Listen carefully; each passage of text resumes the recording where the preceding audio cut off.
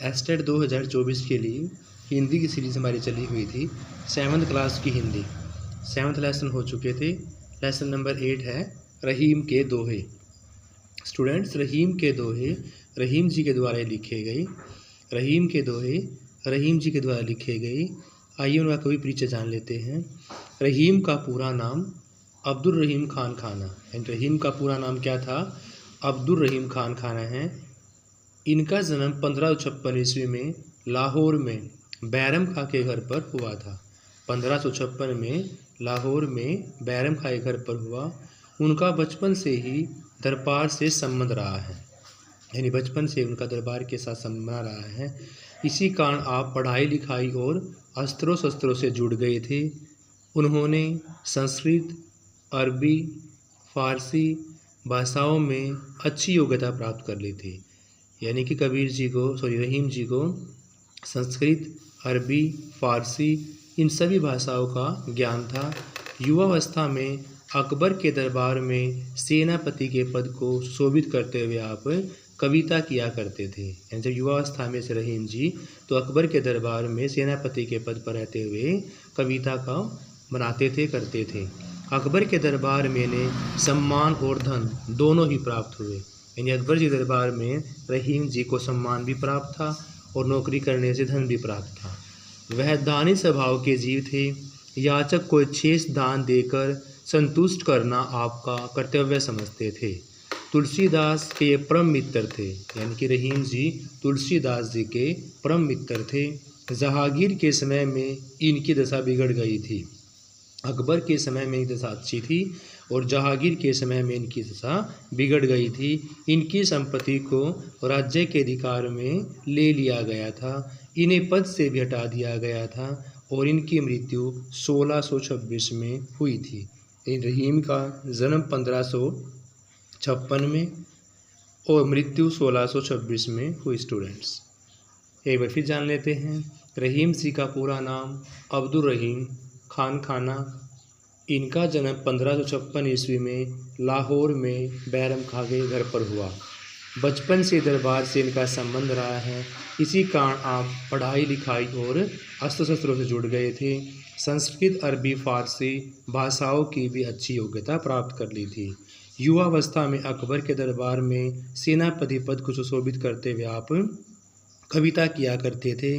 अकबर के दरबार में सम्मान भी प्राप्त था और धन भी प्राप्त था। दानी स्वभाव का इनका जीवन था। याचक को श्रेष्ठ दान देकर संतुष्ट करके यह अपना कर्तव्य समझते थे। तुलसीदास जी के परम मित्र माने गए हैं। लेकिन जहांगीर के समय में इनकी आर्थिक दशा बिगड़ गई थी, क्योंकि इनकी जो सारी संपत्ति थी वो राज्य के अधिकार में ले लिया गया था और इन्हें उसके पद से भी जहांगीर के द्वारा हटा दिया गया था और 1626 में इनकी मृत्यु हो गई। स्टूडेंट्स, आइए कुछ रहीम की रचनाओं के बारे में जान लेते हैं। रहीम दोहावली, ब्रव्य नायिका भेद, श्रृंगार सोरठा, रहीम सतसई, श्रृंगार सतसई, रहीम रत्नावली, भाषिक वर्ण भेद, सदनाष्टक और रास पंचाध्याय। यानी रहीम के दोहावली, ब्रव्य नायिका भेद, श्रृंगार सोरठा, रहीम सतसई, श्रृंगार सतसई और रहीम रत्नावली, भाषिक वर्ण भेद, सदनाष्टक, रास पंचाध्याय, ये सब की रहीम जी की ग्रंथावली में संकलित किए गए हैं। स्टूडेंट्स, दोहों का सार जान लेते हैं। रहीम जी ने अपने दोहों में किसके बारे में कहा है? नीति के बारे में। क्वेश्चन आपका ये बन जाता है कि रहीम जी ने अपने दोहों में किसके बारे में बात की है? तो रहीम जी ने अपने दोहों में नीति के विषय में बात की है। उन्होंने कहा कि समाज में अपने सगे संबंधी रूपी संपत्ति अनेक प्रकार की रीतियों से बनती है। उनका कहना है कि जो समाज हैं उन या सगे संबंधी हैं, उन जो संपत्ति बनती है वो अनेक प्रकार की रीतियों से बनती हैं। जो मुसीबत के समय साथ देता है वही आपका सच्चा मित्र है। यानी रहीम जी के अनुसार जो व्यक्ति मुसीबत में साथ देता है वही आपका सच्चा मित्र है। जाल मछलियों के मुंह को छोड़कर पानी पर बहता हुआ निकल जाता है। यानी कि जाल और मछली के बारे में बात की हुई है कि जाल मछलियों के मुंह को छोड़कर पानी पर बहता हुआ निकल जाता है, लेकिन उसको देखकर ये मछलियाँ पानी के प्रति मोह के कारण, यानी मछलियों का पानी के प्रति मोह के कारण से फिर से नहीं छोड़ती, यानी जाल को नहीं छोड़ती। वृक्ष अपना फल स्वयं कभी नहीं खाते, न ही तालाब अपना पानी पीता है। रहीम जी के द्वारा कहते हैं कि जो वृक्ष है वो अपना फल कभी भी नहीं, खुद नहीं खाते, दूसरों के लिए परोपकार के लिए देते हैं, और तालाब भी अपना पानी खुद नहीं पीते। परोपकार के लिए बल संपत्ति को सज्जन लोग इकट्ठा करते हैं। रहीम जी का कहना है कि जो लोग परोपकारी होते हैं वो धन परोपकार के लिए इकट्ठा करते हैं, दूसरों के लिए इकट्ठा करते हैं, अपने लिए इकट्ठा नहीं करते। जैसे कि तालाब अपना पानी खुद नहीं पीता। क्वार मास में जल श्रीत बादल उसी प्रकार गर्जन करते हैं जैसे धनी पुरुष निर्धन हो जाने पर पिछली बीती बातों को याद करने से करता है। यानी कि रहीम जी का कहना है कि क्वार मास के जल से रहित बादल, यानी कि जब बादलों में जल ही नहीं होगा तो वो किस प्रकार से गर्जना करते हैं, जैसे एक धनी आदमी जो होता है जब निर्धन हो जाता है तो पिछली अपनी बातें याद करता है, जब वो धनी था जब वो गर्जना करता है, उसी प्रकार क्वार मास में जल के बिना बादल भी गर्जना करते हैं। यह श्री धरती के समान जैसे जैसे पड़े हुए सर्दी गर्मी वर्षा सहन करता रहता है, यानी उसी प्रकार हमारा शरीर है वो धरती के समान जैसे पड़े हुए सर्दी गर्मी वर्षा भी सहन करता रहता है। तो रहीम जी ने किसके बारे में कहा है, नीति के बारे में कहा है। उन्होंने कहा कि समाज में अपने सगे संबंधी रूपी संपत्ति एक प्रकार की किससे बनती है, रीतियों से बनती है। जो मुसीबत में साथ देता वे हमारा सच्चा मित्र है। जैसे जाल मछलियों के मुंह को छोड़कर पानी पर बहती हुई निकल जाती है, लेकिन उसको देखकर भी वो मछली के अपने पानी के प्रति मोह को नहीं छोड़ती। वृक्ष अपना फल खुद नहीं खाते, जैसे तालाब अपना पानी खुद नहीं पीते हैं। इसी प्रकार जो परोपकारी लोग होते हैं वो दूसरों के परोपकार के लिए धन को संचित करते, इकट्ठा करते हैं। रहीम जी के द्वारा उदाहरण और दिया गया है कि क्वार मास के जल से रही जो बादल होते हैं वो खाली गर्जन करते हैं, ठीक उसी प्रकार गर्जन करते हैं जैसे धनी पुरुष जो होते हैं निर्धन हो जाने के बाद अपनी पिछली बातों को याद करके करते हैं। और यह शरीर धरती के समान जैसे तैसे पड़े हुए सर्दी गर्मी और वर्षा सभी सहन करता रहता है स्टूडेंट्स। यानी कि रहीम जी ने यहाँ नीति के बारे में बताया है। फर्स्ट क्वेश्चन आपका, रहीम ने अपने दोहों में किसके बारे में बताया स्टूडेंट्स? तो रहीम जी ने अपने दोहों में नीति के बारे में बताया है। रहीम के दोहे किसने लिखे हैं? तो रहीम के दोहे रहीम जी के द्वारा ही लिखे गए। जो व्यक्ति मुसीबत के समय सहायता करे वह क्या कहलाता है?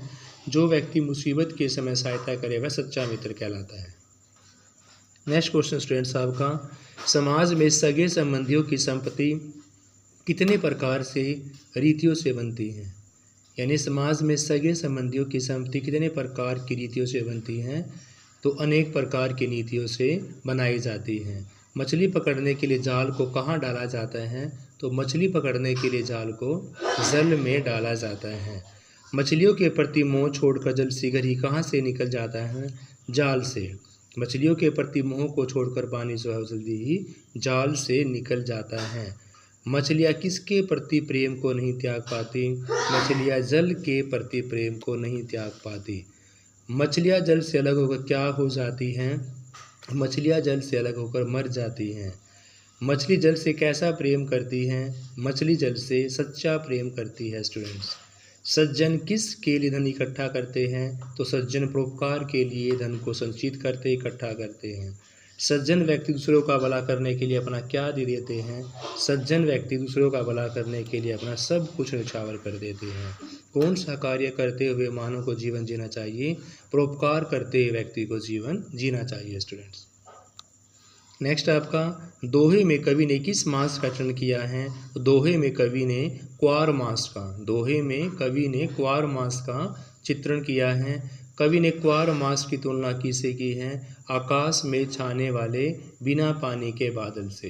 यानी आकाश में छाने वाले बगैर पानी बिना पानी के बादल से क्वार मास की तुलना की है। अमीर के गरीब होने की तुलना किससे की है? क्वार मास से ही।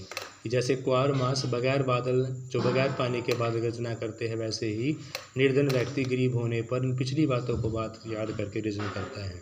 क्वार मास से की गई है स्टूडेंट्स। रहीम के दोहों में मुख्य रूप से किन बातों का वर्णन किया गया है? तो रहीम के दोहों में मुख्य रूप से परोपकार का वर्णन किया गया है। शरीर की झेलने की रीति किसके समान है? शरीर की झेलने की रीति धरती के समान है स्टूडेंट्स। कवि ने किसे सहनशील बताया है? तो कवि ने धरती को सहनशील बताया है। मानव का शरीर जीवन में आने वाली किन सी चीज़ों को सह लेता है? तो मानव का शरीर जीवन में आने वाले सभी सुख दुख को सहन कर लेता है। धनी व्यक्ति जब निधन हो जाता तो क्या करता है? धनी व्यक्ति निधन हो जाने के बाद पिछली बातों को याद करता है स्टूडेंट्स। तो स्टूडेंट्स हमारा रहीम के दोहे रहीम जी के द्वारा लेसन यह भी कंप्लीट हो जाता है। नेक्स्ट वीडियो के अंदर करेंगे। Have a nice day.